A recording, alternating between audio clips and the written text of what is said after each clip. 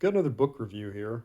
If I guess if you can really call this a book, it's Spider-Man: Birth of Venom, TPB, which is basically a compendium of comic books about a certain character.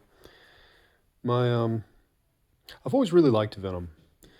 My first kind of introduction to Venom was the Spider-Man the animated series back in the '90s.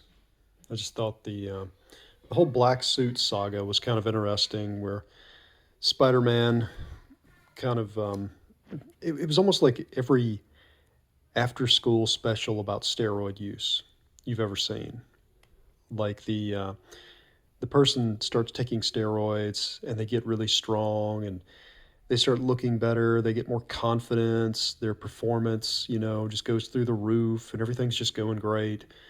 But then they get really emotional, they become an a-hole, and it just ruins their life, so they have to stop it. You know, that's sort of what happened with Spider-Man and the symbiote. Um, at first things were going great. His life's improving. He's strong. He's defeating his enemies easily. You know, but then yeah, he's kind of become a jerk, and it's sort of ruined his life. And I thought that was kind of interesting. That was an interesting thing to do with Spider-Man.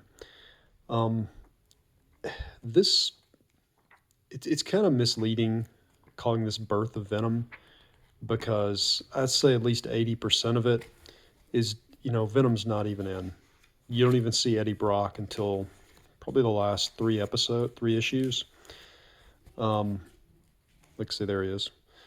Before that, it's all just about, like, the symbiote, the black suit, and Spider-Man, how he got it and what he does with it and all that.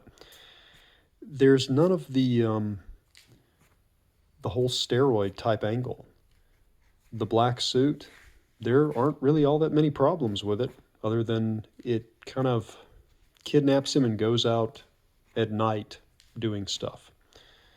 It's kind of vague as to what it does. It seems like it just sort of web slings around at night and then he wakes up tired.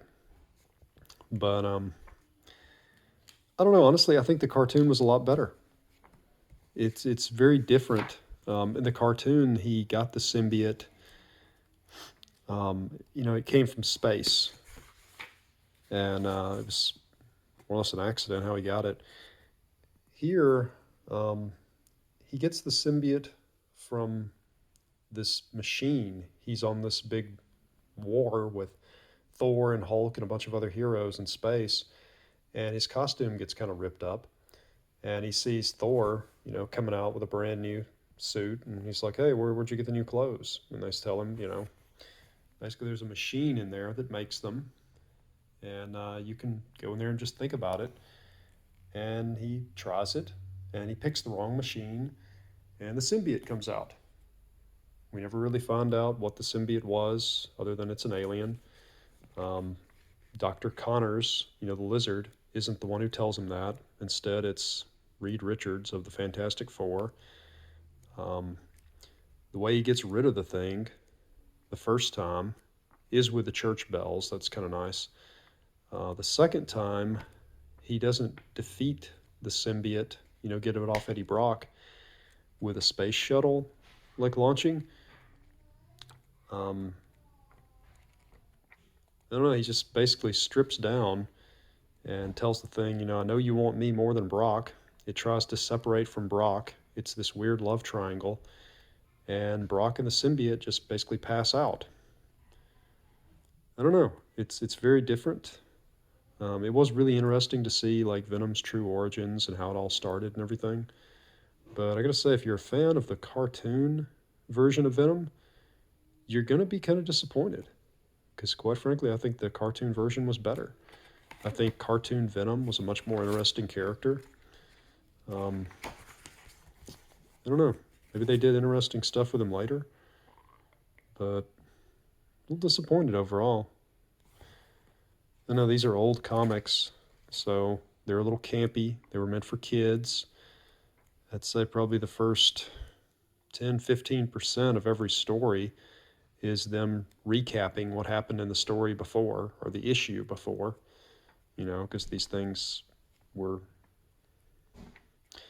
They were something that they were serialized, but some people would just pick up one in the supermarket and they haven't read all the others, you know. I guess I'm not doing this thing justice, but overall, it's neat to see the origins of Venom, but the cartoon version was better.